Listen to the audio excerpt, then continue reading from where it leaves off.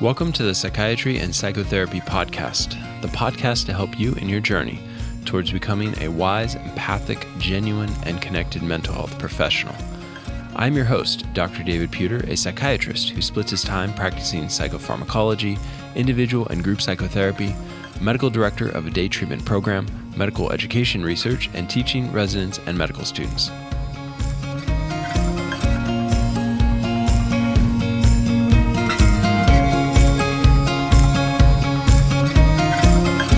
Okay, so welcome back to the podcast. I am here today with Ginger Simonton, a PhD candidate, mother of 5, and I was just talking to one of our former patients today, and I said, who did you most connect with in the MEN program? And the patient said, Ginger. And so Ginger is on this program because she is a truly excellent therapist, and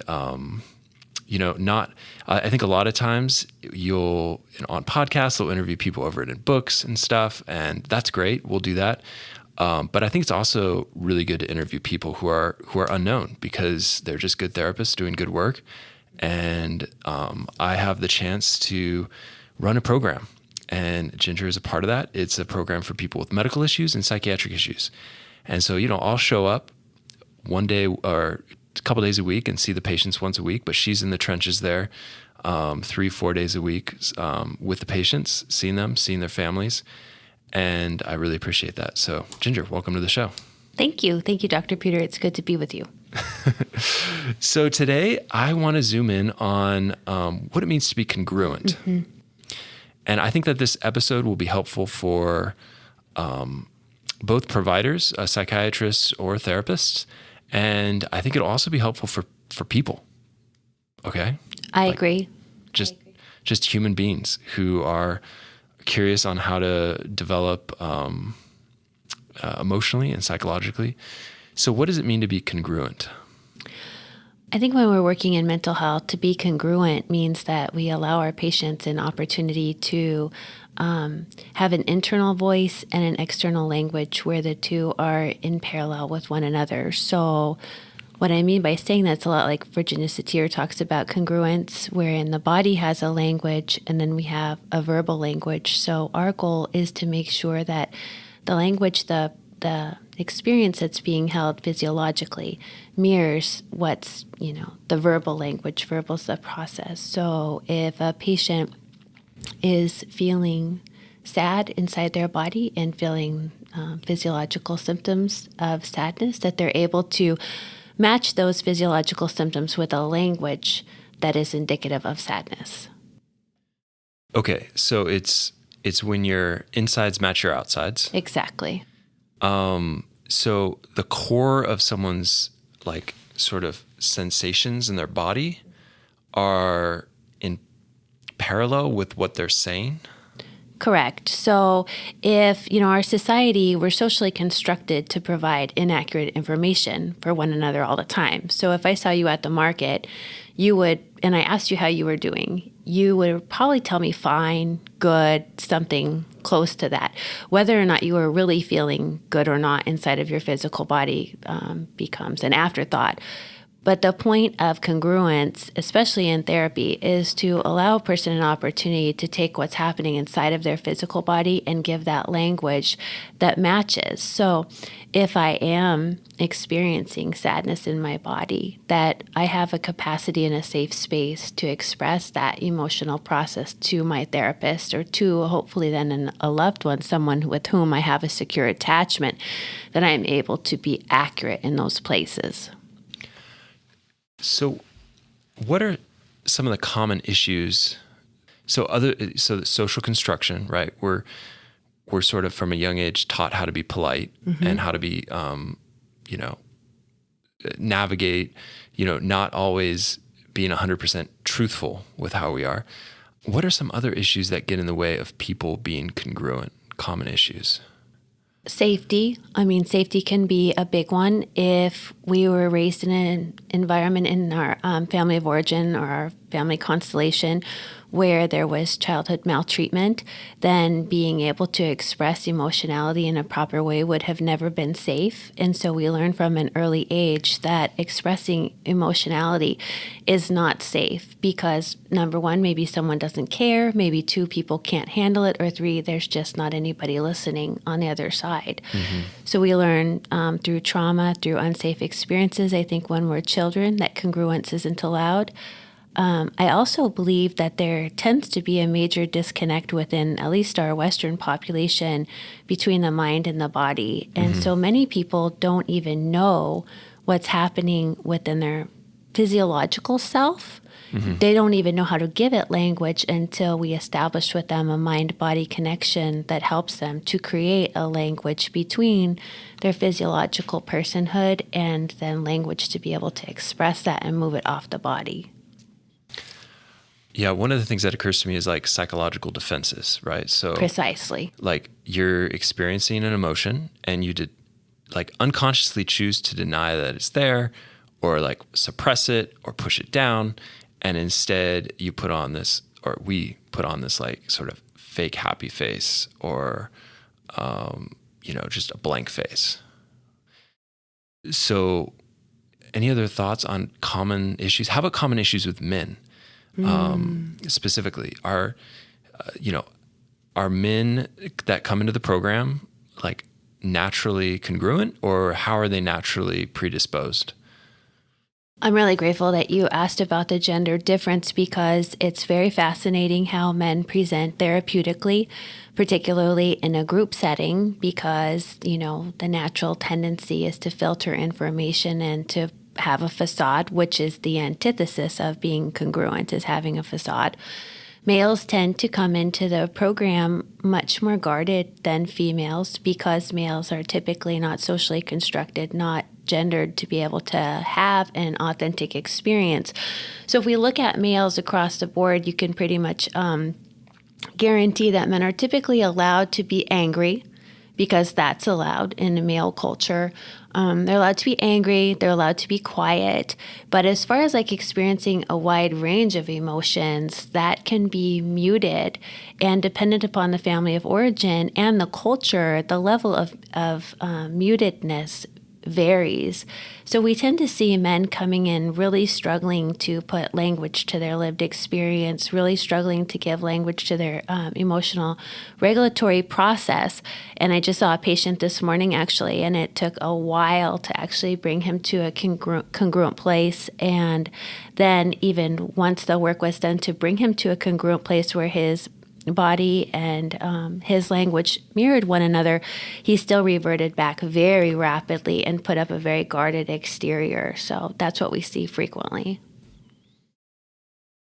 Yeah, I think at first, because I was big into Myers-Briggs early on and like the difference between thinkers and feelers. Right. But then one thing that I realized was that a lot of men come off as a thinker because they've an underdeveloped feeler. And that's kind of what we're talking about. It's like they know how to pretend almost to look like a thinker, to not relate in emotion, but we all have a bodily emotional experience, and I think it's only through being a psychiatrist, being in psychotherapy myself for years, that I've felt more able to access that even.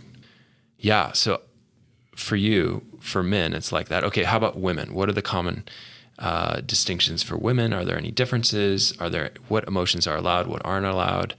I think oftentimes, this discussion falls along gendered lines. So where women are taught to have communion-based traits and men are taught to have agentic type of traits, women are comfortable to exhibit communion-based traits, nurturing, gentleness, kindness. And then the flip side of that would be like a mild or gentle sorrow, sadness, those types of what we would consider to be communion or could be considered feminine traits are all acceptable in group therapy. Wherein we run into a problem is if we have, say, a patient who has struggled with severe sexual abuse, physical abuse, perhaps a multitude of childhood maltreatments, they have a difficult time becoming angry at the perpetrator because anger is an emotion that is not typically acceptable for females. And so you'll want to get a female, say, angry at a mother righteously for abandonment or for methamphetamine use, which we've experienced so recently, Dr. Puder and I, as patients who have had some substance abuse parents in their family of origin. And with righteous reasons to get angry and yet struggling to defend and struggling to find excuses for their loved ones because we're not really given a voice to feel frustrated or angry. Yeah. Yeah. What about, we deal with a lot of people with like physical pain. Right. Physical pain is in they're diagnosed with fibromyalgia, irritable bowel, chronic fatigue, TMJ, chronic headaches. What do you notice with them and any issues that are unique to that sort of population in becoming congruent? I think that's an absolutely excellent question. It alludes to a lot of the work that we're doing in the room and that I know you're following up in your own therapeutic space.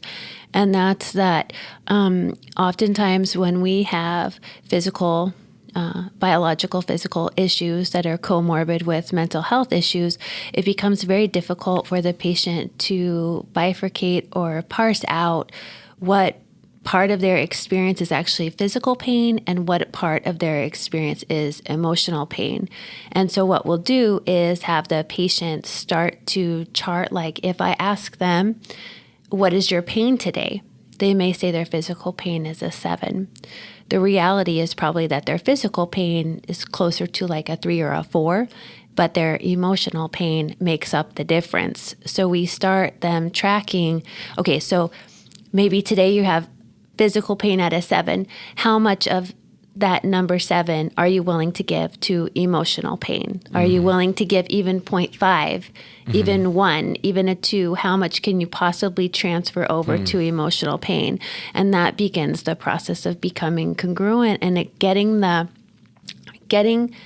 this off the body. Like that's always the primary goal. Is the talking is important, but moving it off the body and getting this lived experience into language and getting the pain off the body and the emotional process off the body, I think that's where the work becomes so rich.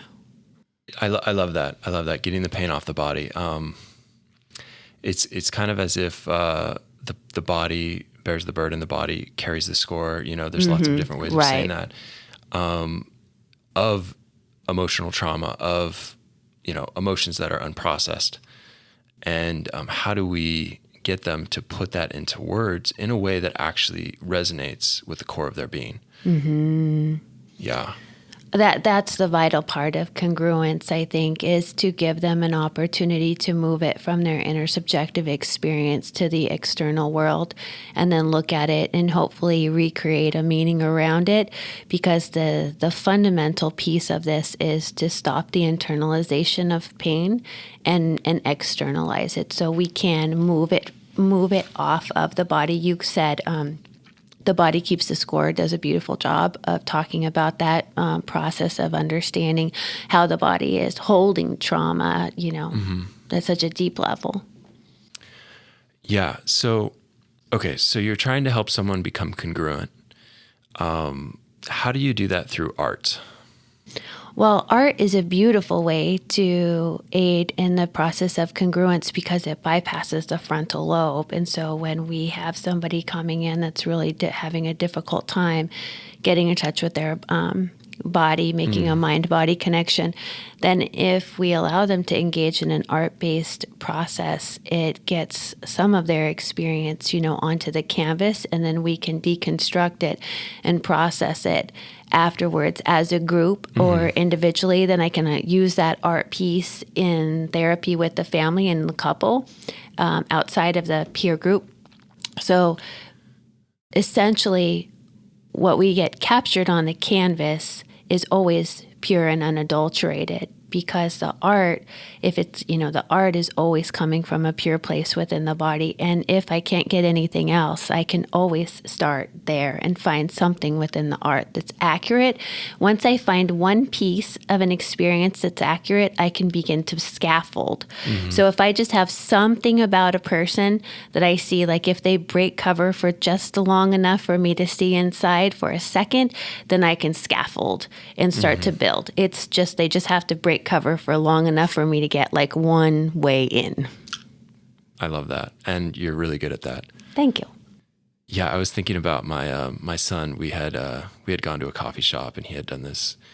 I'd take water pastels and I kind of draw a little sketch for him and then he paints it. And this morning he was finishing it. And then he took a green marker and he crossed it out like multiple times, just scribbled on top of it. And I was just like, oh, it was like this really beautiful picture of a cat. Okay? Oh, you showed me the picture yeah. And I'll post this on Instagram actually, so you guys can take a look at this. But the thing that I'm realizing now as you're talking is that's totally a representation of what happened this morning. That we have a brand new cat, a little kitten, and the kitten bit him pretty bad, and he was like really upset at the cat. And so he takes his green marker on the cat's face, and like smears it around. And to me at the time, like I didn't get it, like why he was like so upset, and it was a difficult morning. But there you go, a 2-year-old, right? Yeah. Living out his lived experience in an authentic way through art. Oh, beautifully said. I love that analogy. Yeah, you're right. What specifically with the art, what kind of surprises have you had in the past when people do pictures? Any pictures come to your mind that really were like, oh, okay, wow, this is what's going on? Well, I think you asked because we had this big moment, you and I, this week where we were deconstructing a patient's artwork. And so we were blessed to share in that experience together.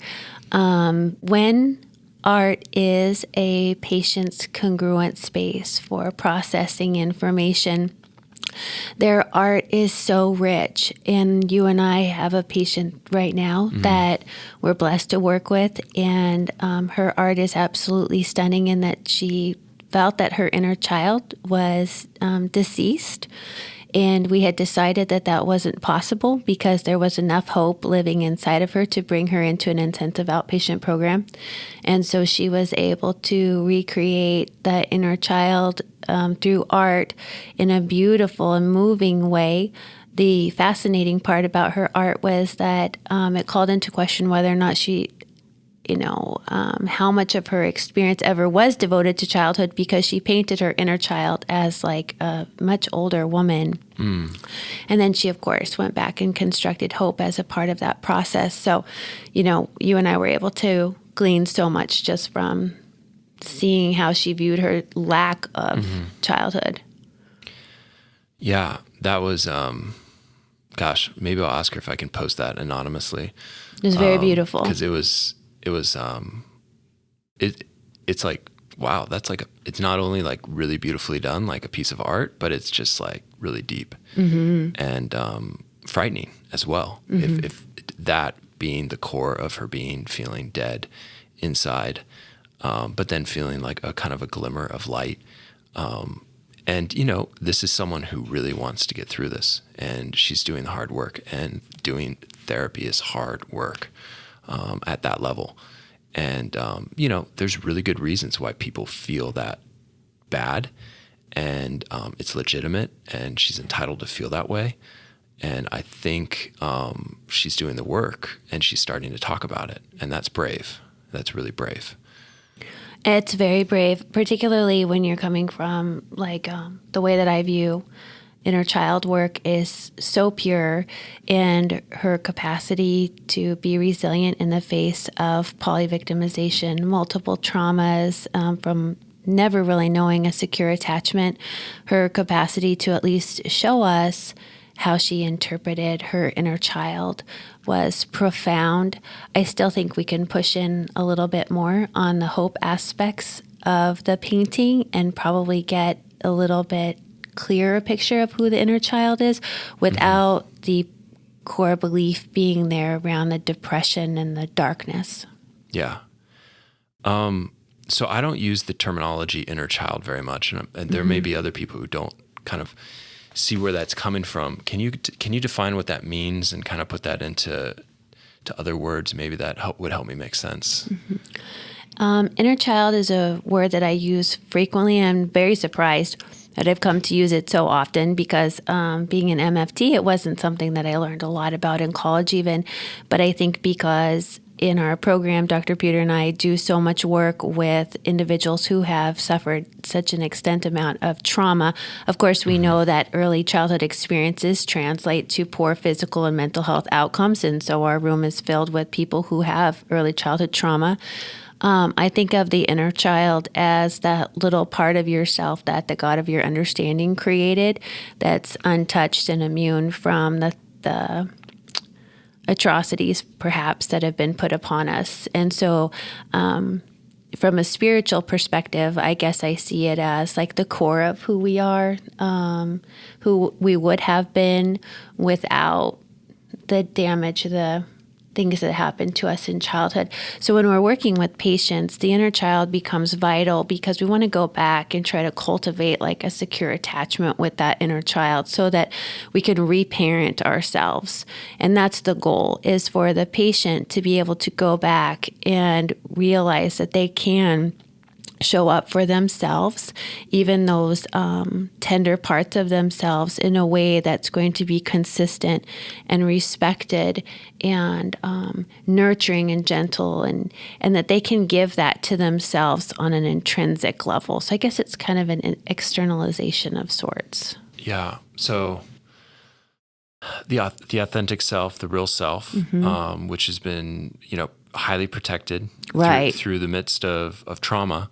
And I would say that this is when we talk about congruent, we're talking about living out of this space, and maybe not in all contexts, because honestly, it's probably not a good idea if someone's super unsafe to be that way.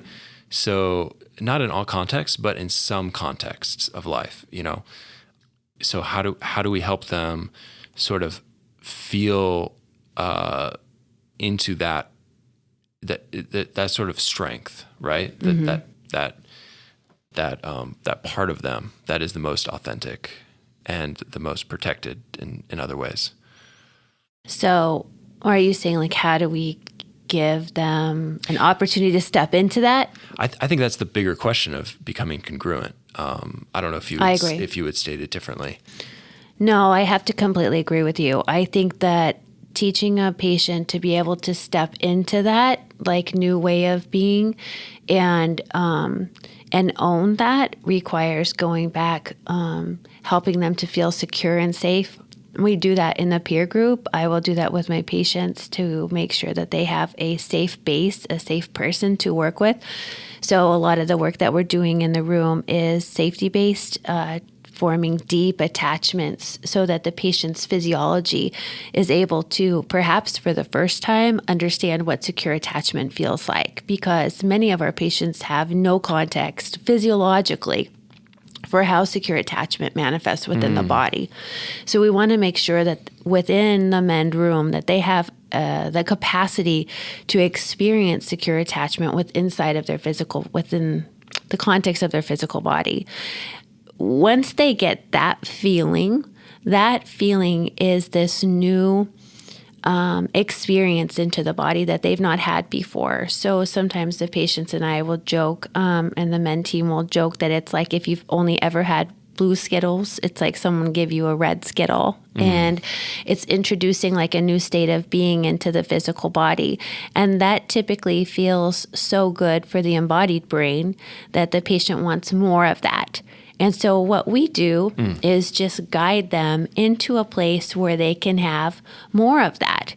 And then as they get more, their body becomes accustomed to what health feels like. And that's how come the MEND model has been successful in improving biopsychosocial outcomes, health-related quality of life, is because we've been able to reduce stress in the body by creating these healthier ways of being that subsequently improve health.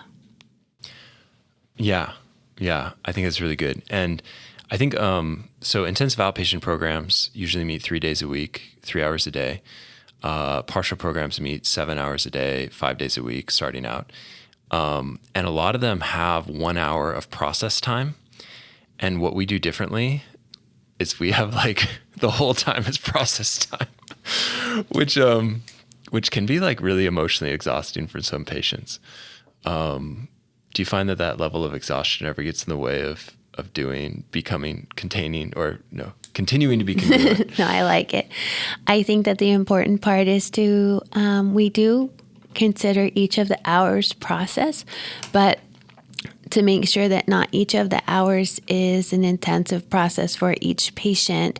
So I usually work my patients pretty hard in IOP for the first and second hour. And then for the third hour, we kind of pull back a little bit and wrap up and enjoy the peer group support. Maybe we'll listen to music and chat and make small talk, because those are still important parts of them learning how to socialize in a healthy context. But yes, long-term processing is not always healthy for a patient. So learning how to break it with art, with projects, particularly for partial patients, their day is long. With snacks and lunch. And I think all of those things do help make sure that the patient's ego strength is able to stay intact over the duration of the treatment day. It is definitely the role and responsibility of the clinician to control the timing and temperature in the room, and to make sure that the patients are able to withstand the level of rigor that's being doled out. Yeah. Yeah, that's good. Okay, so you have someone in the group who is able to be congruent in the group with other people other than yourself. So they meet one-on-one with the other patients and can be congruent, and they're connecting, and that connection is pleasurable. And that is very powerful. But what happens when you send them back into the world, back into their family structure? What happens then?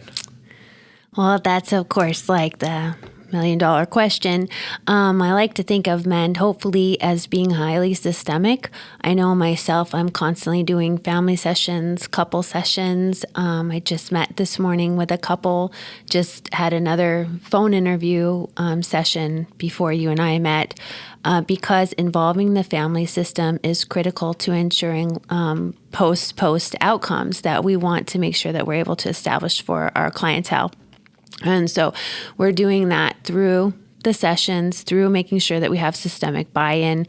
The other thing is making sure that we're testing them when they come back. So if I see them on a Monday or on Tuesday, then I'll test the quantity, quality, and duration of their stress response over certain issues to see if they are being able to withstand the rigors of home life. And if they're not, then I need to do more work to make sure that I'm reducing the meanings that they have that about themselves that are not healthy, that are actually enhancing illness activity. And so it's just a matter of monitoring stress on the body and making sure that the family is being supportive. So let me put this into my language, and you tell me if you agree. So what I've seen is that when we're able to do family work, when we're able to bring the family in, and we basically, what I sense is that the family, they learn how to get the connection between themselves. So it's not like they're dependent for this level of connection on you. So they can get this connection from their spouse or from some of their family. And that's like really super healthy. Right. That's the ultimate goal. So like I tell my patients all the time is when they first come, all they have to do is make it to the front door. Like I will take care of the rest.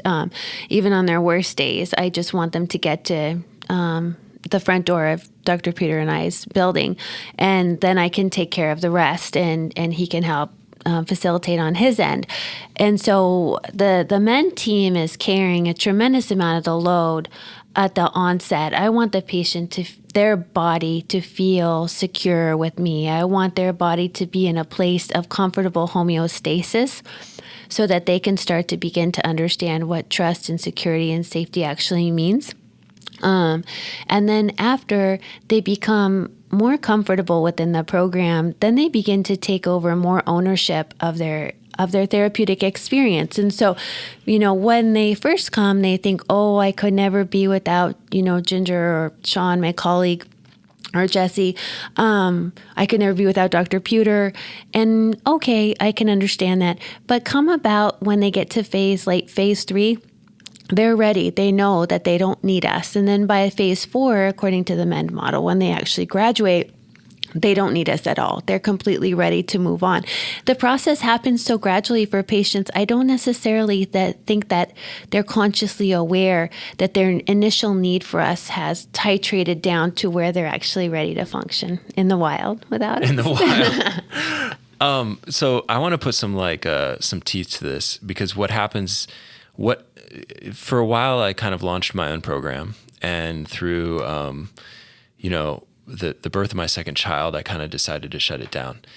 But, and I was dealing with psychosomatic patients. Like we for the time we had men dealing more with like the medical patients, like diabetes, cancer, stuff like that. But what I think the program missed from the current model that we're talking about is this family therapy.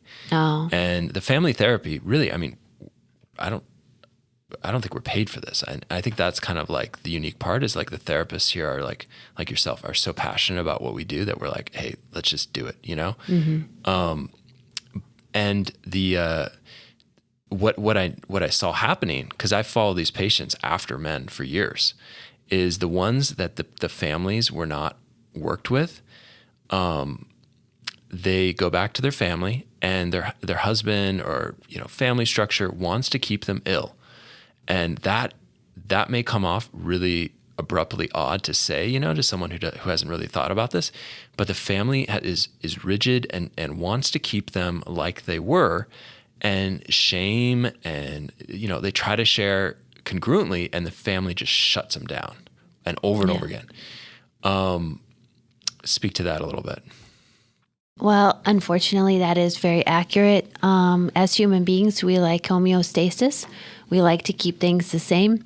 Illness brings a lot of things into relational dynamics that controls power. It controls closeness and distance. So it's not uncommon for our patients' family systems to have something to gain out of the patient remaining in their old way of being and maintaining the homeostatic pattern that they've been accustomed to for years. When we don't have the family system on board, it's very difficult for the patient to maintain because of the pull of the family to bring them back into that feedback loop. Let me put some details on a common dynamic I see, so we can move it out of the theory, just so people can understand this, maybe on a different level. What I see is you'll have a child and parents, and the parents are in rough waters. They're about to go through a divorce. Child gets ill.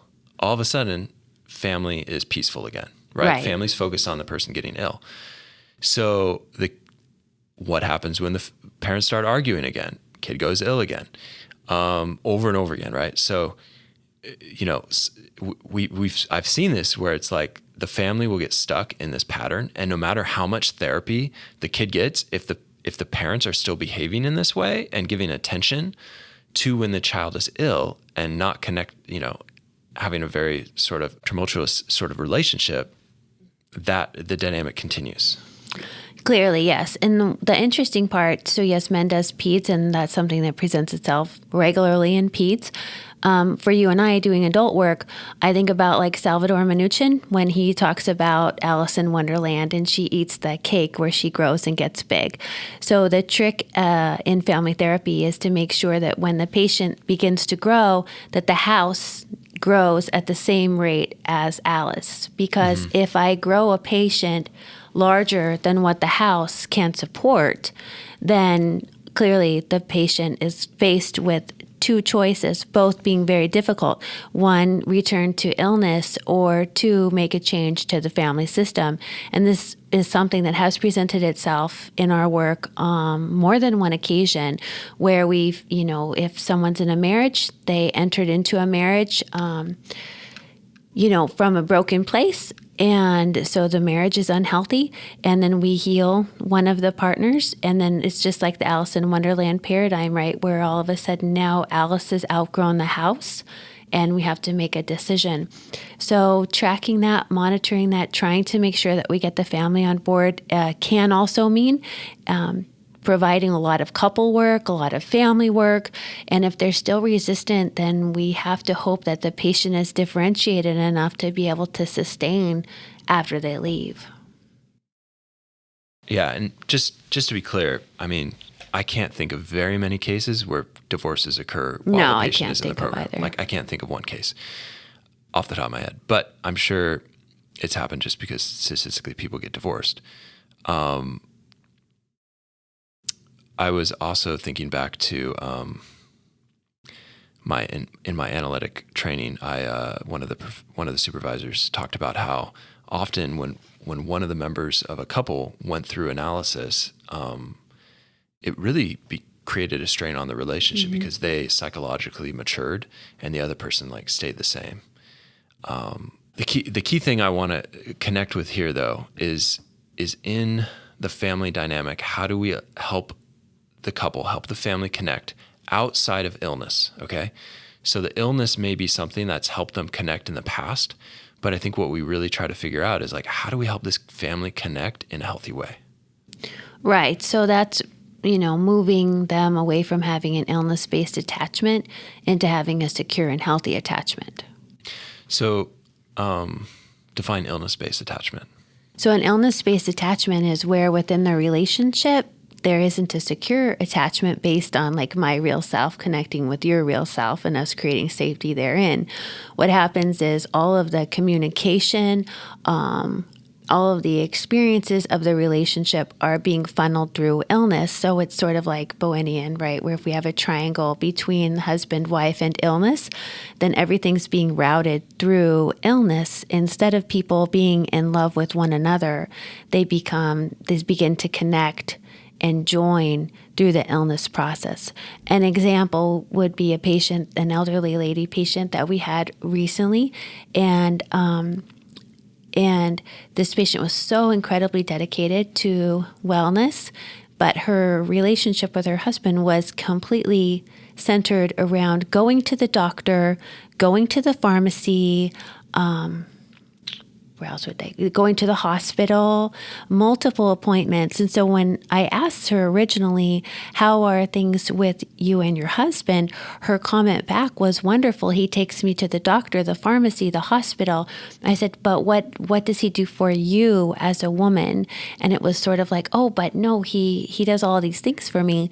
And so the hope by uncovering the illness attachment is connecting people back to their real self and away from illness.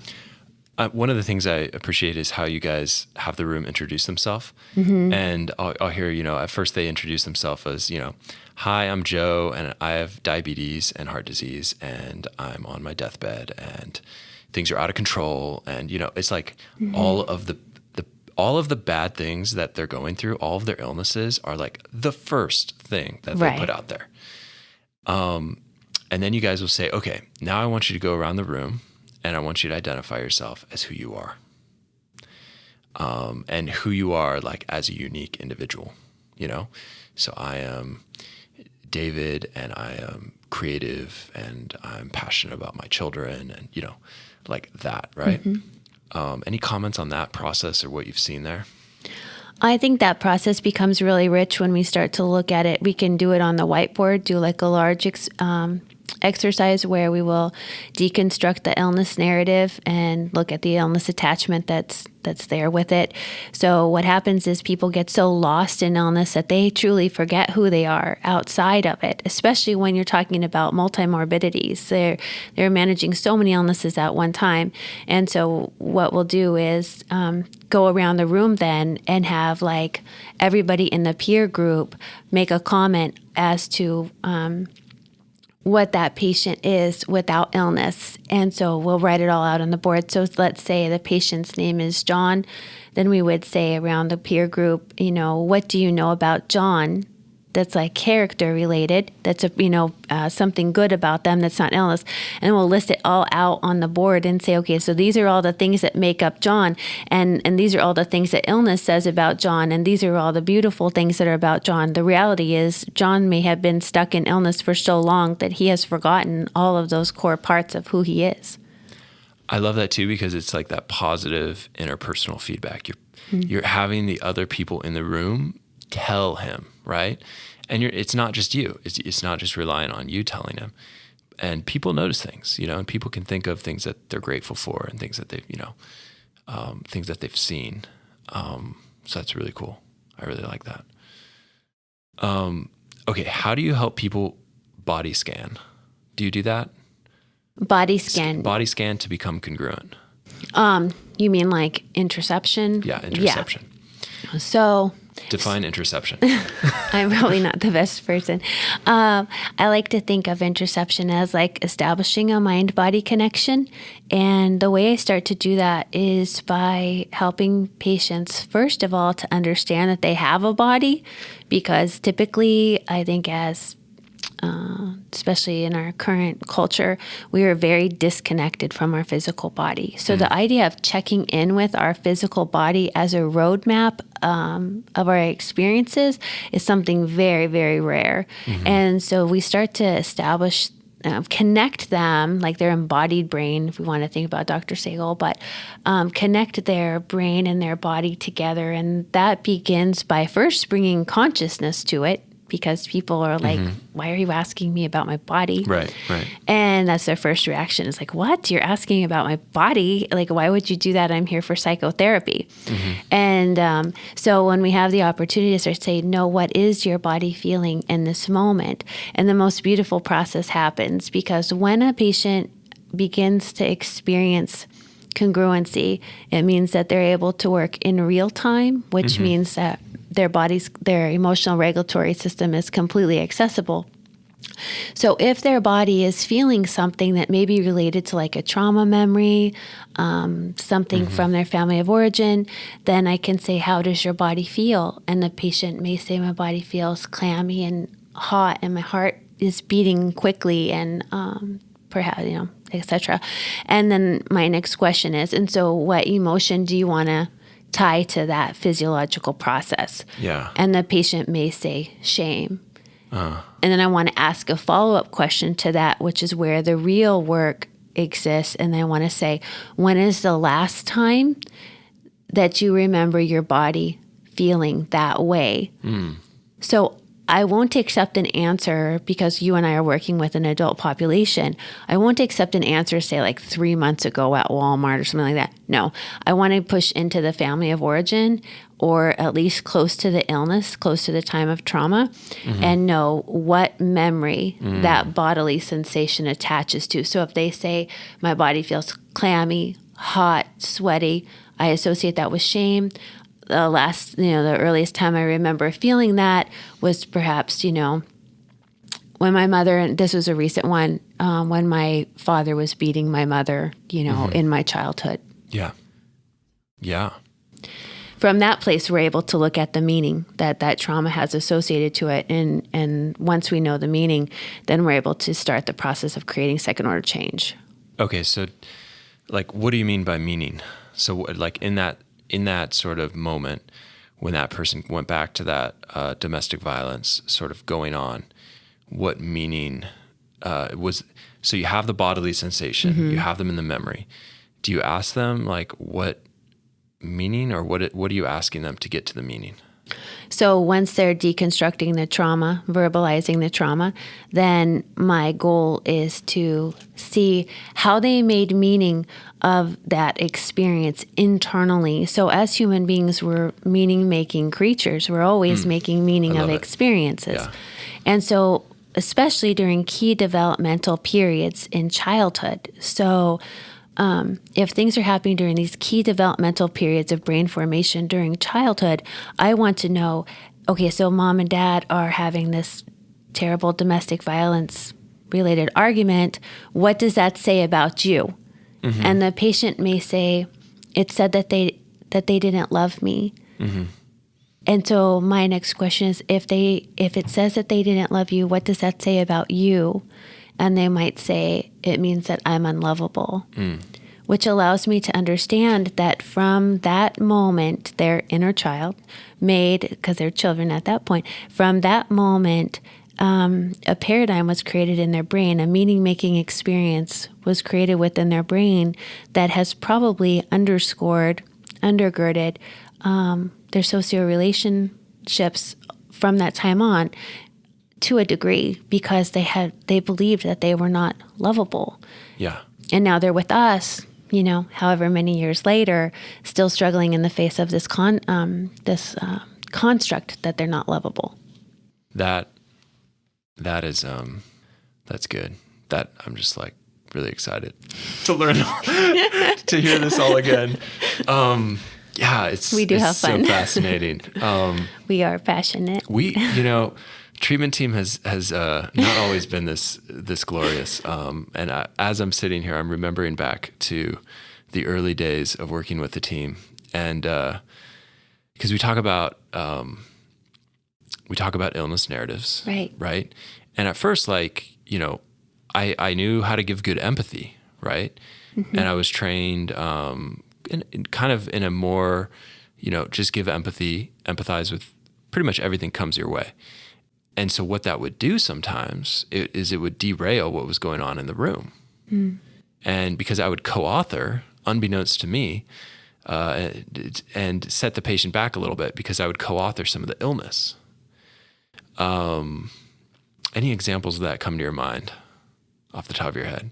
And it could be not me, it could be like another treatment physician, because we see this actually happen like when they go back to their, ultra specialist, someone has like some rare zebra illness, they go to their super specialist, and their super specialist tells them like, absolutely, you have this illness, and like, I don't know what that doctor's talking about, like feelings, or I don't know, that's not exactly what I would do, but,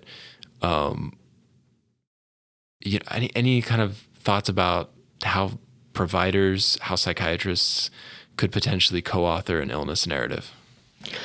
I think that happens probably frequently, particularly within our traditional medical model, because physicians are trained to treat, and that's what their hope is to do, is to ameliorate symptomology. And so that's the hope.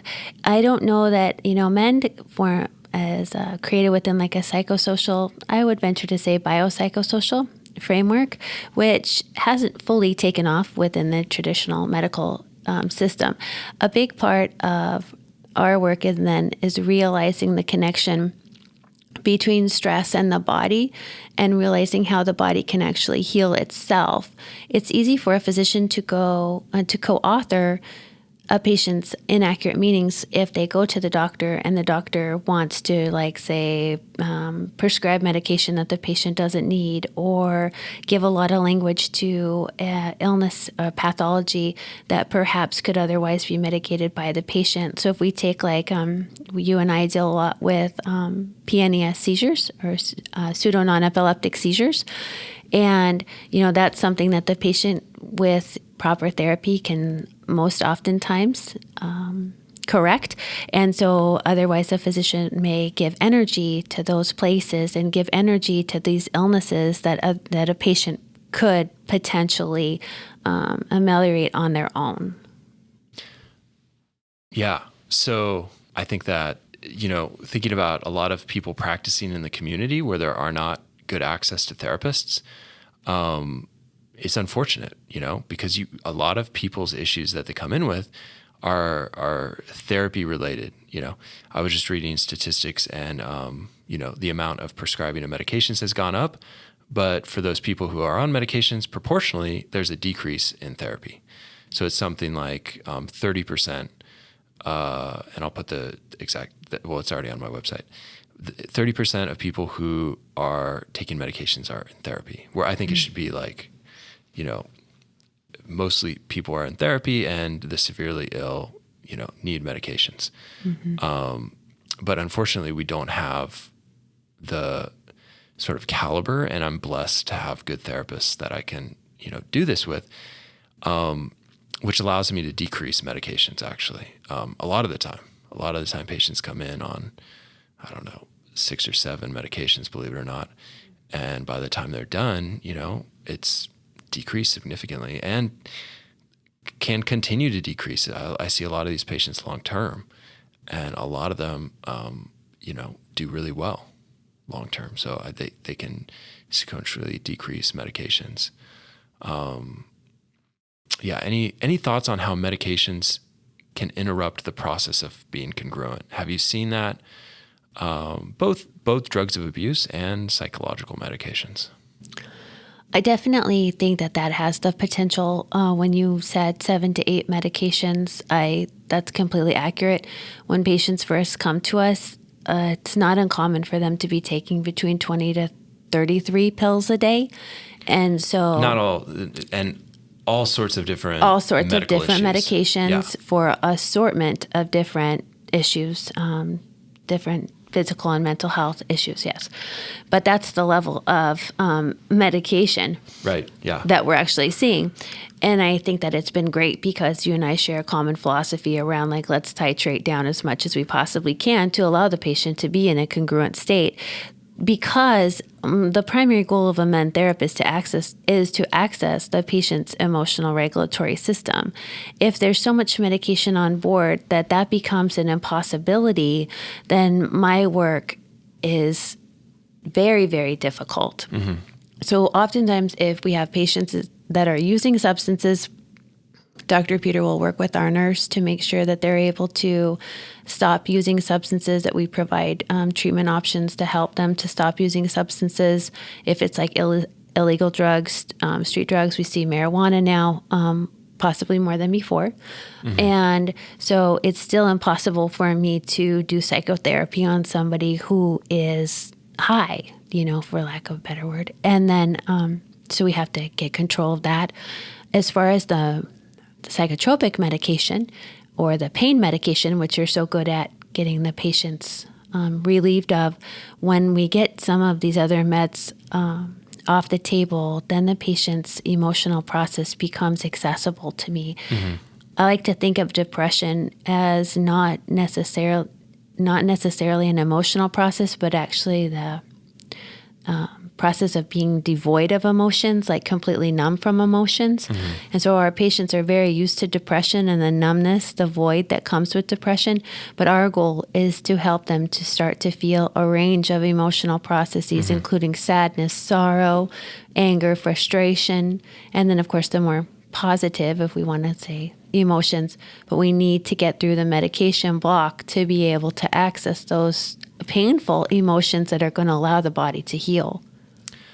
Yeah, and I have about 4 episodes up prior on sensorium, and that's really mm-hmm. what I'm looking at when they come in. I'm looking at how do I optimize their brain function so that they can best succeed in the psychotherapy process. And, I do not blame patients for where they're at. I mean, people who smoke marijuana, people who use drugs, I think often they're doing the best they can. Now, there are some people who use drugs and enjoy it, and that's just that's their thing. But I'm talking about people who are struggling from trauma, from other stuff. And it's being on drugs allows them to cope with the realities. What I find is that once they get in a group and they're committed and they believe in the process, then you can start to take them off of stuff. And, first goes the benzos, any anticholinergic medications. If they're on opiates, we'll reduce the doses very slowly, sequentially, once a week, a lot slower than you would do in a detox center. And sometimes we get a person to a place where we're like, okay, they need to go to detox because they're on huge doses of opiates and, benzos. And it's just easier to have them go for the weekend, 4 or 5 days detox and then come back to the program. But what we found is that you have to build a connection before this happens. Mm-hmm. I can't do this to someone who's just a pure outpatient, who I see once a month. If they're not in really good psychotherapy, if they have a good psychotherapist, like a once a week or twice a week, they can often do this. But I mean, this is like really helpful to have a treatment team they're there a couple days, 3-5 days a week, because in that context, they can process the emotions in ways that allow them to not need the medications to blunt it, or need alcohol, or need marijuana to blunt those emotions. No, I completely agree with you, what you're saying about taking the meds away or the marijuana substances away. First of all, we have to have something to replace it with, because that could be their primary coping skill. Right.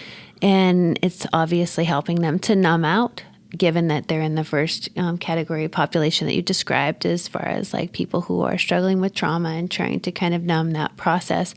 Then we can't just take it away and leave them with nothing, because that leaves them vulnerable and exposed. And at that point, it could be dangerous for the patient.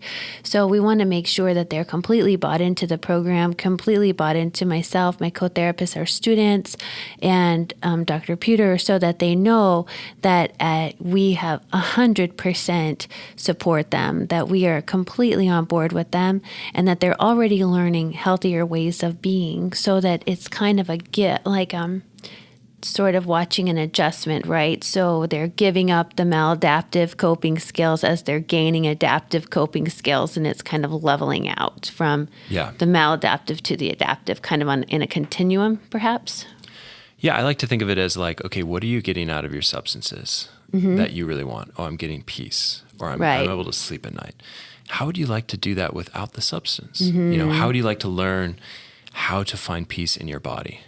And I get it. Like, a lot of people, like, they bury so much of their psychological burdens in their body. They just don't feel comfortable in their body anymore. Like, a lot of the patients who come in are like, where do you feel no pain? It's not where do you feel pain, because they'll describe almost everywhere in their body. It's like, where do you feel no pain? Okay, in your face, right there on the top of your head. Okay, well, that's the place. Or like on your chin. That's like the one place in your body that you don't feel pain. Okay, let the shower hit there in the morning and just wake up to your body, at least some part of your body not feeling pain, you know, or like, anyways, that's just kind of me rambling about how much suffering there is. And, you know, it's real pain. People feel pain, psychological pain and physical pain, in the same brain circuits. They feel it in the same areas of the brain when it's chronic. And so, you know, emotions, pain, one and the same thing. Is it all in your head? Is the pain all in your head in the sense that it's all psychological? No, I think you're feeling it physically. It's actually physically being represented. But can you get it out congruently? Yes, I think so. And, you know, some people have physical pain. You know, they had a surgery, they had 10 surgeries. And I've seen some of these patients detox and actually have less pain off of medications after a good, you know, stent in partial, which is really freaking amazing. Yeah, I couldn't agree more. I love what you were saying about the body just being the conduit of all of these painful experiences. I think about the work that you and I do and the patients that we see, and how burdened their physical body is by emotional and physical pain. And it's interesting because we were having a conversation about like the SES and different demographics of our patients in a meeting, in a mentee meeting a while back. And I was explaining to some of our other team members who don't work in adult as much that it's difficult for us to even tell who has a high or low SES or anything like that in our program, because everybody's body's showing up the same, burdened by illness. And that seems to be something that's been pervasive across just about every single one of our patients, is that their physical body feels burdened by illness and the internalization of illness meanings and inaccurate meanings and painful traumas. And so, yeah, I couldn't agree with you more. Yeah. So socioeconomic status, you know, the super wealthy that come to the program and the super poor, you know, people on Medicare, both of those extents, their bodies show up in the same way. Sometimes they, you know, like if super, you know, like wealthy people will find a certain cocktail of medications, and the super poor may find a very similar cocktail of medications, but street ones. But they're the same thing, right? Mm-hmm. I mean, so it's like the psychological issues affect both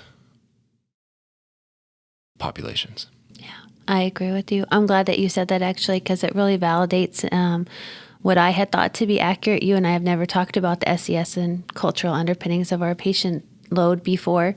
So thank you for sharing your thoughts on that. I appreciate that. It validates what I experience all the time, which is that it doesn't really seem to matter when illness and trauma are on board. Then it seems to shake out in the same way for each side of the scale. Yeah, well, I've been really blessed to work with you, Ginger, and I'm glad you've stuck around and continue to be devoted to our patients. And any other final thoughts you want to throw out there? I too feel richly blessed to participate with you and the MEND team, my colleagues, as we're able to. I think that the MEND, what resonates with me the most is I think our work moves towards the overall mission, right? Which is, I think we are working to make man whole. I think that we are working to alleviate stress in the body and improve health-related quality of life. And what I love about our team is that, we've demonstrated outcomes that support that we can feel excited and proud about. But I think the larger issue at hand is the reality that there are many models out there that demonstrate that they can provide relief for psychosocial issues associated with childhood trauma. What makes our work rich and unique is that we're able to say through our outcome measures that we're able to reduce physical, mental, and socio-relational issues for individuals who are struggling in the face of childhood maltreatment and the manifestation of that within the physical body. And I think for that, we're richly blessed. Yeah, I'm going to put a link in the show notes to the MEND manual and to my website, where I'll put some more details on this stuff. And if any of you have any questions, go ahead and post a comment on what I will link. And I hope that we can continue this dialogue, Ginger. And yes. I'm sure I'll have you back on to zoom in on one other aspect of just psychology and helping people develop wisdom and empathy for the patients they treat. Oh, I love that. That would be wonderful. Thank you. All right.